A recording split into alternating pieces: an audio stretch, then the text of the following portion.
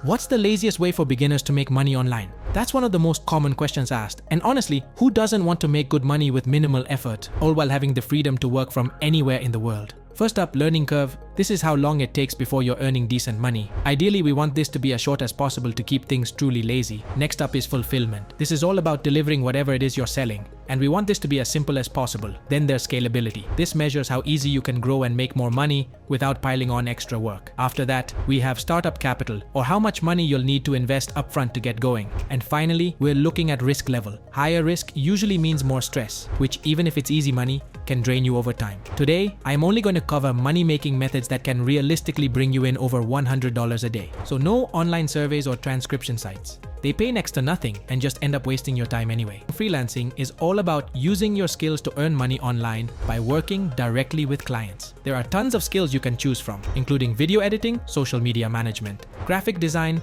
copywriting, and website development. This is great because you get to choose your projects and work schedule, which gives you a lot of flexibility, making it perfect for those wanting control over when and where they work. It has become more easy due to AI. The best one to focus on is video editing. Due to the rise of digital content, there's a real shortage of great editors at the moment. But the real question is, how lazy is freelancing? For learning curve, I'm going to say 6 months. To start making good money, you'll probably need at least this amount of time to learn and build a portfolio. The most popular skills like video editing, design, and copywriting have tons of tutorials on YouTube, which can help you level up very quickly. For fulfillment, this is pretty hard. Dealing with clients one-on-one can be a bit tricky. For scalability, this one is pretty limited. In freelancing, your income is tied directly to your time. This means there's a cap on your earnings unless you either charge higher rates or hire other people to do the work for you. The only way to scale is to build a good client base, as this will lead to steady work. You can do this on freelance sites like Upwork and Fiverr. Fiverr is ideal for beginners, as you can list services without needing to bid on jobs. Upwork might be a bit more competitive, but it often has higher paying projects. If you already have a computer and internet access, you're nearly set. Some tools, like the Adobe Creative Suite for design or video editing,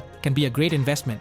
But there are free or low-cost alternatives like Canva that you can get started with. Your biggest investment here is your time. Finally, for risk, this is pretty low, mainly because there is very little upfront cost and you're directly paid for each project. The only real risk is potentially inconsistent income, so you might have to put in some effort initially to build up a steady stream of clients. Method 2. Airbnb Arbitrage. This is a money-making method where you rent out a property on a long-term lease and then rent it out short-term on platforms like Airbnb. Essentially, you're acting as the middleman, taking advantage of the price difference between your long-term lease and the short-term rental rates. This could be a great way to generate passive income without having to own the property yourself. You'll need to get permission from the owner, but you'd be surprised how many landlords are okay with this. They either don't know how to operate an Airbnb or don't have the time to do it themselves. How lazy is it? This one has a 1 to 3 month learning curve. Getting the hang of Airbnb arbitrage doesn't take too long. You need to spend a bit of time learning about the platform, understanding local rental laws, and getting familiar with property management. The bulk of this preparation time will be spent finding good properties. Look for places near tourist attractions, universities,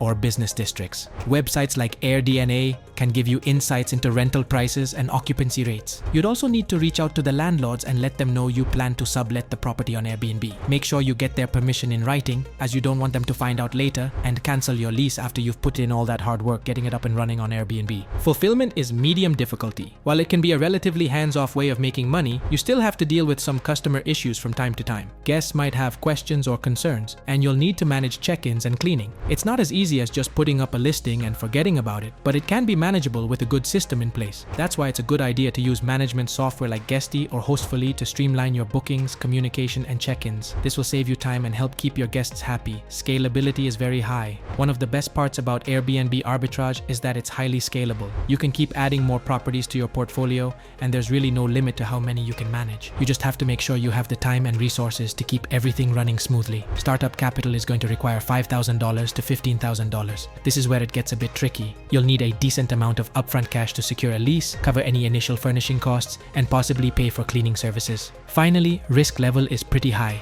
The main downside to this method is the upfront cash you need to invest. However, if you take advantage of the management tools mentioned, it can be relatively hands-off. Thanks for sticking around till the end. If you're ready to start your online earning journey, pick one of these methods and take the first step today. Remember, success doesn't have to be complicated. It just takes action. For more tips, tricks, and strategies to level up your online income game, head over to judyfmarketing.com. Don't forget to like this video, subscribe to the channel, and hit that bell icon so you'll never miss out on my latest money-making ideas. See you in the next one.